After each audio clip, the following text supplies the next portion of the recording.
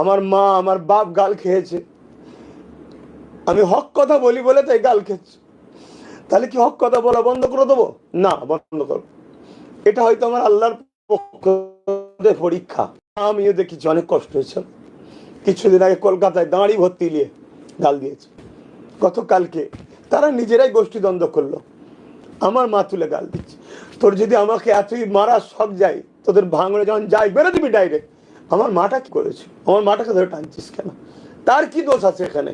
যদি তোর নজরে মনে হয়, তোদের নজরে মনে হয় আব্বাস খারাপ, আমাকে মেরে দে, কিন্তু আমার মাটাকে ধরে টানলি।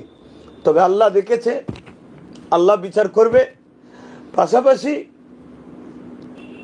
আমি লড়ছি হকের জন্য, অবশ্যই আপনাদেরকেও বাঁচাবার জন্য লড়ছি। এক ইমানি দিক দিয়েও বাঁচাতে চাইছি, ধর্মের দিক দিয়ে জালি হুকুমাতদের হাত দিয়েও বাঁচাতে চাইছি। আজ আমার মা আমার বাপ গাল খাচ্ছে। গণতান্ত্রিককে সামনে রেখে, সংবিধানকে সামনে রেখে প্রতিটা গ্রামের মানুষ ভালোবাসার বা যাদের জন্য কথা বলে, যারা মনে করেন আব্বাস সিদ্দিকী কথা বলে, কি করেন আপনারা এটাও আমার দেখার একটু দরকার। তবে সংবিধান বিরোধী, গণতন্ত্র বিরোধী কোনো কর্মকাণ্ডকে ইসলাম মানে দেশে বাস করব সে দেশ বিরোধী বা দেশের সংবিধান বিরোধী কোনো কর্মকাণ্ডের দিকে যাবেন, এটা ইসলামও অ্যাকসেপ্ট করে না, আমিও পছন্দ করি না। অবশ্যই আমার খুব ব্যথা লেগেছে। আমি এ বিচার আমার আল্লাহর কাছে দিয়েছি, আল্লাহ দেখেছে, আল্লাহ তিনি শুনেছেন সব, তিনি বিচার করবেন আল্লাহ। এছাড়া আমার আর কিছু বলার।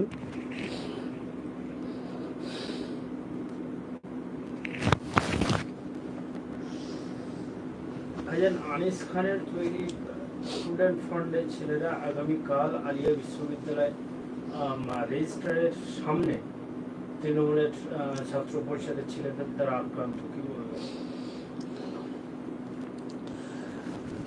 দেখুন, রাজ্য সরকার হচ্ছে মাদ্রাসার দুশ্মন। 32টা মাদ্রাসা বন্ধ করেছে, শিক্ষক বন্ধ করে দিচ্ছে। তাহলে সেই রাজ্য সরকারের ছাত্র সংগঠনের শোভা দেয় না তারা কোনো মাদ্রাসা প্রতিষ্ঠানের